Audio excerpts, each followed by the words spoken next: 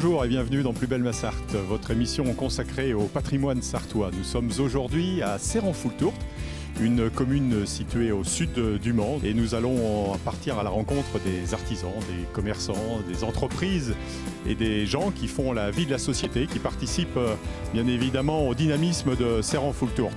Dans la deuxième partie de cette émission, nous recevrons nos chroniqueurs habituels pour évoquer le commerce et le patois sartois.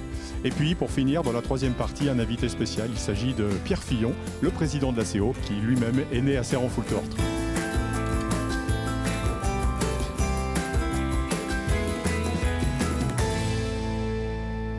Devant la mairie de Serrenfoultourte pour Plus belle ma Sarthe aujourd'hui, puisque nous avons posé notre caméra dans cette charmante commune située à 25 km du Mans. Elisabeth Mousset, bonjour. Est-ce que vous pouvez nous présenter votre commune ? Serrenfoultourte est une commune dynamique de 3377 habitants au dernier recensement, mais le prochain aura lieu à partir du mois de janvier, donc la population a dû évoluer. Donc nous avons un tissu économique assez important avec divers commerces. Au niveau santé, nous avons la chance d'avoir 2 médecins sur la commune, une orthophoniste, 2 psychologues, 4 kinés et une pharmacie avec une activité assez importante. Et puis on a un tissu associatif aussi très dynamique. On a 33 associations qui font vivre aussi la commune avec leurs activités. On possède un complexe multi-activités qui contient une médiathèque, 14 000 ouvrages environ, et qui a 850 adhérents. Donc c'est ce qui est bien pour notre commune. Un accueil périscolaire, une petite crèche de 22 places qui est gérée par la communauté de communes du Val-de-Sarthe, une salle pour les aînés de notre commune et puis un gymnase où les associations sportives peuvent s'entraîner, un stade de foot et 2 terrains de tennis et puis un city park. Vous avez parlé tout à l'heure d'entreprises, on peut parler d'un vrai dynamisme parce que plus de 60 entreprises, je crois, ont leur siège social ici à Serrenfoultourte. Oui, et puis avec une entreprise Mondial Piscine qui a quand même une renommée internationale, qui emploie 70 personnes dans ces 3 filiales qui sont situées sur la commune, Sofatec qui fait les volets roulants de piscine et Abrido qui fait les couvertures de piscine. De quelle profession donc est composée Serrenfoultourte ? On peut parler, il y a beaucoup d'artisans bien évidemment, mais aussi un peu de tertiaire peut-être ? Oui, artisans, tertiaires, on a aussi des agriculteurs et d'ailleurs qui ont des projets privés qui sont de l'ordre de 2 usines de méthanisation aussi sur la commune. Donc ça c'est une vraie plus-value par rapport aux énergies renouvelables. Une des 2 usines de méthanisation produit plus en fait que les besoins de la population de Serren en gaz vert. Toutes ces bonnes nouvelles, ça fait partie des choses qui vous animent le matin quand vous venez ici à la mairie et que vous faites face à la pile de dossiers à régler ? Forcément, oui. J'ai à cœur de mettre en œuvre les projets initiés par le conseil municipal et puis pour le bien-être des administrés et des habitants de Serren. Alors est-ce qu'on peut faire un premier petit bilan puisque c'est votre premier mandat en tant que maire et on arrive justement à mi-mandat ? On a justement fait une réunion publique de mi-mandat pour présenter ce qui avait été réalisé par rapport à notre programme de campagne. Donc on a réalisé une aire de jeu pour les enfants de 0 à 6 ans. On a réalisé un parking dans le bourg historique de Serren avec un arrêt de bus parce qu'on a la ligne 26 de la SNCF qui traverse la commune et qui permet d'aller sur le Mans et la Flèche. On a réalisé une liaison douce qui va de Carrefour Market au secteur de la poterie, qui est un secteur en pleine expansion avec 2 nouveaux lotissements en préparation. Et puis l'entretien des bâtiments municipaux, de réduire nos dépenses d'énergie de 60% d'ici 2050. Alors on l'a dit, beaucoup d'artisans, beaucoup d'entreprises, beaucoup de jeunes et beaucoup d'écoles, puisque aussi vous avez la chance d'avoir un collège ici, Pierre Belon, du nom de Pierre Belon, qui est né ici à Serrenfoultourte, le naturaliste que tout le monde connaît. Alors on a une école maternelle, les Lutins, une école élémentaire Camille Souchu et le fameux collège Pierre Belon. Et on a environ 800 élèves dans ces 3 établissements scolaires. Et Pierre Belon, en effet, est né à Serrenfoultourte, au hameau de la Soultière, en 1517. Il y a d'ailleurs sa statue qui orne la place du même nom devant la mairie. Alors le tissu associatif, vous en avez également un petit peu parlé tout à l'heure. Il y a bien évidemment du sport, on en parlera avec un pongiste tout à l'heure. Qu'est-ce que vous pouvez nous dire sur les associations qui sont à la disposition aussi ici de vos administrés ?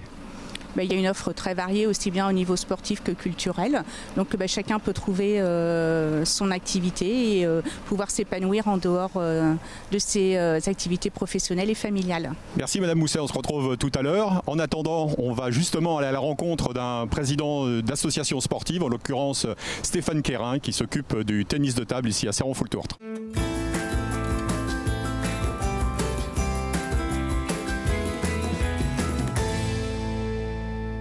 Parlons sport ici à Céron-Foultourte avec, comme partout en Sarthe, toutes les communes, une activité sportive débordante, un club de foot, on va dire historique puisqu'il existe depuis plus de 80 ans. Mais il n'y a pas que le football, il y a aussi le tennis de table et à cette occasion on rejoint notre invité Stéphane Quérin. Bonjour, vous êtes le président du club de tennis de table, particulièrement dynamique puisqu'on parle d'une centaine de licenciés. Tout à fait, c'est bien ça, ouais. Depuis une vingtaine d'années que le club existe, avant c'était une fusion. Et j'ai repris les rênes en 2016 et depuis 2016 on tourne chaque année à une centaine de licenciés sauf année Covid où on est descendu à 60 mais juste après on est remonté à 100 licenciés. Cette année on est une 80 et je pense qu'à la fin de l'année on va approcher les 100 aussi. Avec une belle proportion de jeunes on va dire. Tout à fait, les jeunes tournent moitié-moitié. En gros, en compétition, ils sont une quarantaine et en loisir, ils sont une dizaine. Alors vous parlez de compétition, quelle est la meilleure équipe de Céron et à quel niveau évolue-t-elle ? Donc jusqu'à l'année dernière, ça a évolué en Régional 2 et cette année, ils sont redescendus en Régional 3 et là, ils sont en tête de leur poule. Donc ils ont des chances de remonter en Régional 2. Alors pour ceux qui souhaiteraient participer et venir au tennis de table ici à Céron-Foultourte, de quel matériel faut-il disposer ? Est-ce que ça coûte cher une raquette de tennis de table ? Non, c'est pas le sport qui coûte le plus cher, il faut juste une raquette. Alors des raquettes, il y en a à tous les prix, hein. Juste un short et des baskets et une tenue adéquate, quoi, c'est tout. De surcroît, on n'est pas obligé de faire de la compétition, on peut aussi venir pratiquer en loisir. Tout à fait. Le mercredi, il y a loisir à partir de 16h, ça dure pendant 2 heures. Et sinon, la compète, c'est le jeudi après-midi. Alors justement, pour venir s'inscrire, c'est ouvert tous les soirs, le samedi éventuellement ? Alors il y a du loisir le lundi soir, mélangé adultes et enfants. Le mercredi, c'est que les enfants. Le jeudi, c'est compétition. Et le vendredi soir aussi, c'est loisir pour adultes et enfants mélangés. Et sinon, il faut se renseigner auprès du secrétaire, monsieur Bourreau. Alors on va faire un peu de prospective, on voit qu'à l'échelon national, international, les frères Lebrun qui sont originaires de Montpellier font aujourd'hui beaucoup parler du tennis de table. Est-ce que vous pensez qu'en 2024 justement il pourrait y avoir un afflux de jeunes pongistes en herbe ? Je pense aussi, oui. On suit ça avec grand intérêt. Je pense que ça peut jouer dans les grands clubs. Nous, les clubs comme les nôtres, il y aura peut-être un petit impact, surtout avec les JO qui sont derrière. Mais sur des gros clubs comme Le Mans où il y a 300-400 licenciés, ça peut jouer. Merci Stéphane.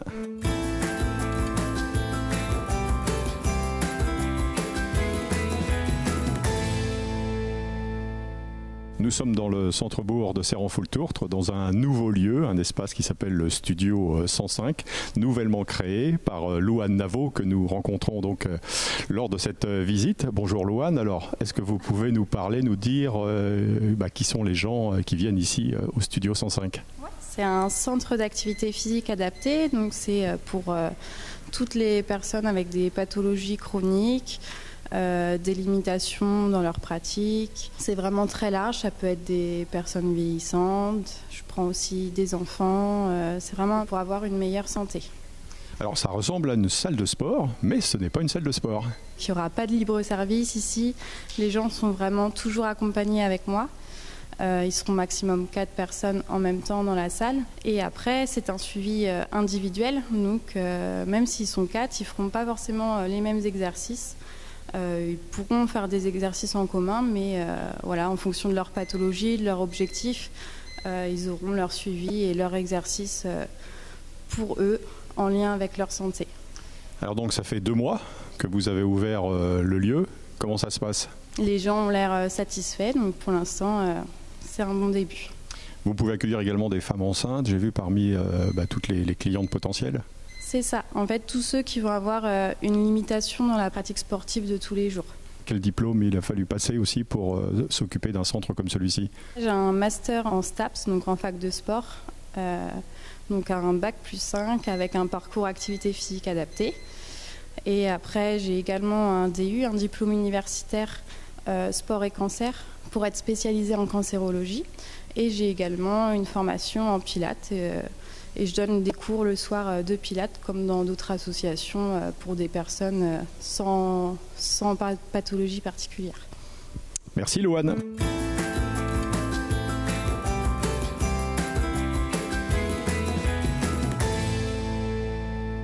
On a parlé de dynamisme d'entreprise ici à Serrenfoultourt avec notamment l'entreprise, le groupe Mondial Piscine.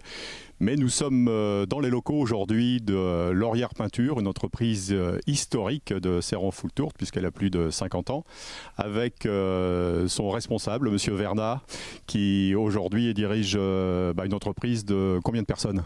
Alors ce jour, on est 23 personnes dans l'entreprise. Donc une structure principalement de peintres et puis 2 commerciaux et une secrétaire. Alors quels sont les travaux que vous effectuez justement chez les particuliers comme chez les professionnels, peinture, mais plus aussi ?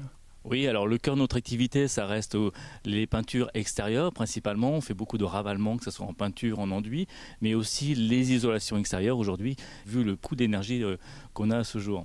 Alors justement, parlons-en en termes d'isolation. On a vu que la technique a fait beaucoup de progrès. On peut dire que c'est une grosse tendance actuellement, justement, d'isoler les murs de sa maison avec des murs en polystyrène. Oui, en effet, parce que les énergies sont très très chères, de plus en plus coûteuses, que ce soit l'électricité, le fioul comme le gaz. Donc il y a un intérêt d'isoler les passoires thermiques. Donc on isole, on vient plaquer un isolant sur l'extérieur de la maison pour justement conserver les calories dans la maison. Alors l'entreprise Laurière Peinture intervient au Mans, dans la Sarthe, mais peut-être au-delà aussi ? Alors non, on fait la Sarthe, on fait principalement la Sarthe. Aujourd'hui, on est très très sollicité, donc on essaye d'œuvrer et d'honorer toutes nos demandes. Donc la Sarthe est déjà un bon secteur et on le fait sérieusement et voilà. On a parlé d'isolation. Est-ce qu'on peut parler de tendance au niveau des couleurs également chez les particuliers actuellement ? Il y a des changements de couleurs principalement dans les décorations intérieures parce que c'est un secteur d'activité que nous faisons également. Il y a des tendances. Il y avait des verts canards par exemple, qu'on appelle bleu ou vert canard. Et aujourd'hui, ça va être des tendances un peu plus colorées. Donc on va être sur des tendances un peu plus orange, rouge, qui vont donner un peu plus de peps dans la décoration intérieure. En tant que chef d'entreprise, on le sait, la vie d'une entreprise est en perpétuel mouvement. Quels sont les projets, quelles sont les choses que vous allez anticiper justement pour les années à venir après, on le sait, une période difficile qui a été celle du Covid ? Le marché de l'isolation reste un marché très porteur qu'on va continuer à développer. On apporte des nouveaux produits, donc on réalise du sourcing sur les nouveaux produits, les nouvelles solutions aussi à apporter à nos clients. Et puis en décoration, c'est pareil, c'est un perpétuel mouvement, nouvelles tendances, nouvelles décorations. Donc on s'adapte et on s'informe auprès des salons, auprès des décorateurs d'intérieur pour être toujours prêt à proposer des solutions innovantes. Merci Christophe Vernat.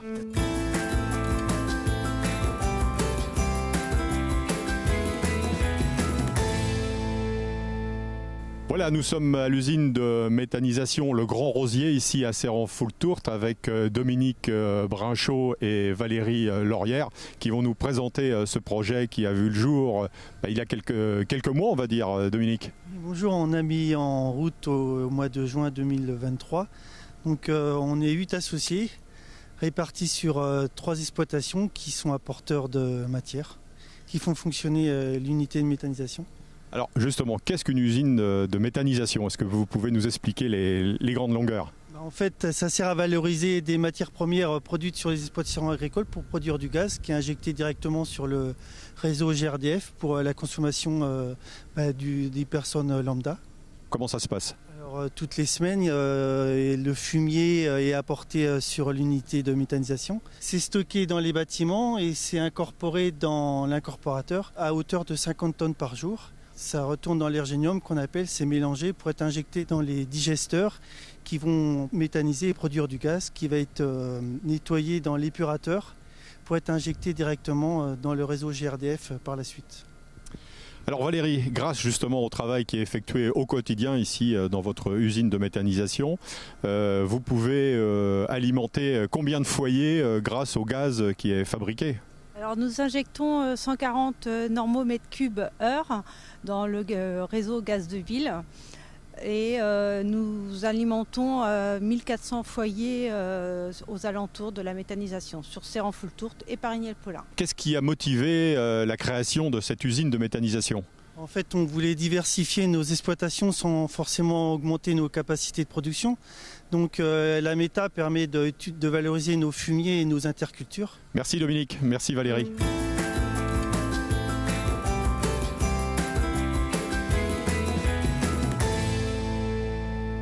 Voilà, Voilà, on se retrouve sur l'espace Clémentine Leroy, un lieu de vie où les jeunes enfants peuvent jouer ici à Céran-Foultourte, non loin aussi du collège Pierre Belon. Un lieu pour les scolaires, mais un lieu de culture également, Madame le maire.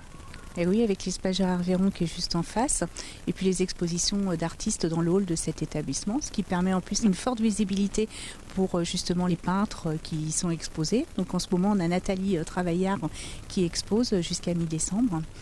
Vous pourrez admirer ses œuvres. Et puis la médiathèque qui est quand même un lieu fort de la commune, comme on pouvait le dire tout à l'heure. Alors Madame le maire, on a parlé des réalisations qui ont été effectuées ici sur la commune de Céran-Foultourte, mais j'imagine qu'il y a plein de projets. Justement, un projet de maison d'assistants maternels dans l'ancienne gare que la commune a rachetée en 2022 et qui va être normalement opérationnel début janvier 2025, qui pourra accueillir 12 enfants de 0 à 3 ans. Merci Madame Mousset de nous avoir accueillis sur votre belle commune. Merci à vous, c'est un bon moyen de faire découvrir Céran-Foultourte. Ok, écoutez, nous on se retrouve dans quelques instants après une petite pause pour la deuxième partie de l'émission Plus belle ma Sarthe.